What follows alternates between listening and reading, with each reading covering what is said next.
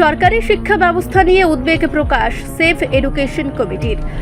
All India save education কমিটির এআইএসসি ত্রিপুরার সরকারি শিক্ষা ব্যবস্থার বর্তমান পরিস্থিতি নিয়ে গভীর উদ্বেগ প্রকাশ করেছে। আজ রাজ্য সরকারের শিক্ষা বিভাগের অধিকর্তার নিকট এক স্মারকলিপি প্রদান করে শিক্ষা ব্যবস্থার দুরবস্থা নিরসনের দাবিতে 4 দফা দাবি উত্থাপন করেছেন তারা।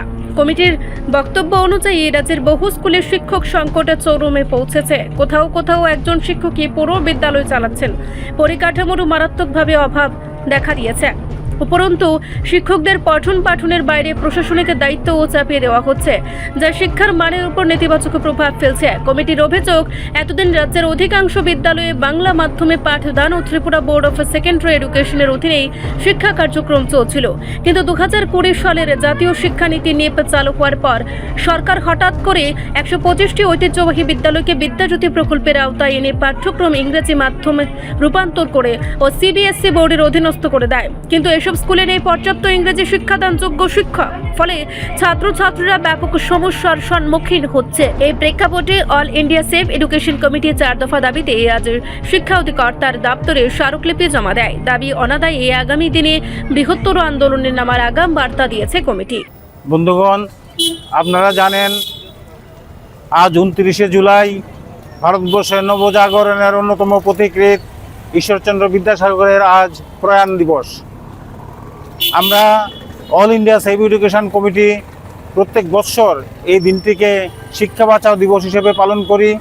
আজকে আমরা ভারতবর্ষের শিক্ষার উপর যে আঘাত হানছে এবং শিক্ষায় বেসরকারীকরণ, বাণিজ্যিকীকরণের যে স্টেপ কেন্দ্রীয় সরকার নিচ্ছে, তার বিরুদ্ধে প্রতিবাদ জানাতে আমরা এখানে একত্রিত হয়েছি।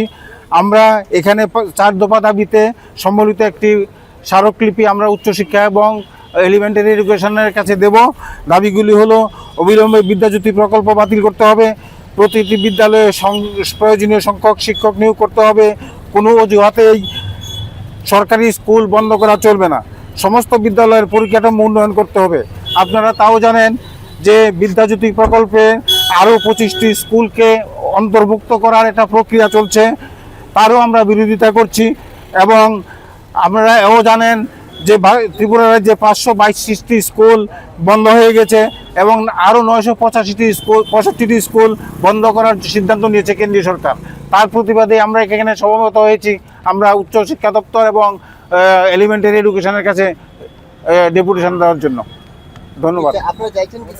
আমরা চাইছি এই যে অবিলম্বে বিদ্যাজ্যোতি প্রকল্প বাতিল হোক, বিদ্যালয়ে প্রয়োজনীয় সংখ্যক শিক্ষক নিয়োগ করা হোক, কোনো অজুহাতে সরকারি স্কুল বন্ধ করা চলবে না এবং সমস্ত বিদ্যালয়ের পরিকাঠামোগত উন্নতি হোক এবং শিক্ষা খাতে ব্যয় বরাদ্দ বাড়াক।